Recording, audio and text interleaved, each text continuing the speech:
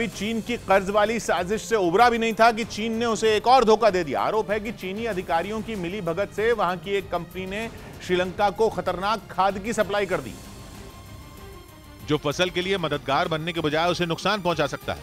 श्रीलंका का आरोप है कि चीन ने उसे करीब 21,000 मीट्रिक टन खाद निर्यात की थी, जिसमें हानिकारक बैक्टीरिया मिले, और इसकी वजह से श्रीलंका को करीब $7 मिलियन यानी भारतीय रुपयों में 55 करोड़ से ज्यादा का नुकसान झेलना पड़ा, क्योंकि चीन पर भरोसा करके ही श्रीलंका की सरकार ने उससे खाद मंगवाने की डील की थी।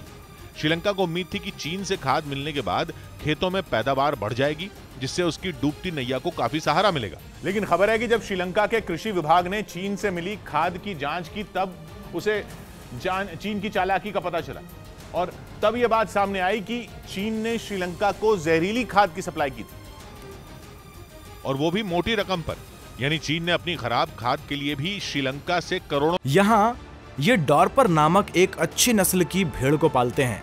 पालकर हर साल 40 से 50 लाख कमाते हैं। आपको भी करना है, उनसे सीखना है तो फ्रीडम ऐप को अभी डाउनलोड कीजिए। रुपए वसूले। हालांकि जब सच्चाई सामने आई, तब भी श्रीलंका की सरकार ने चीन से खाद की दूसरी खेप मंगवाने के समझौते को रद्द कर दिया।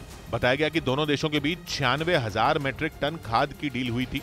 इसके साथ ही श्रीलंका ने चीन की उस कंपनी को ब्लैकलिस्ट भी कर दिया जिसने उसे धोखा दिया था।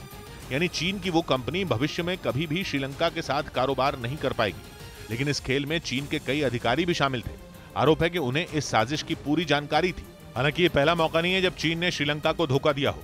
इससे पहले वो श्रीलंका को कर्ज के जाल में फंसा चुका है।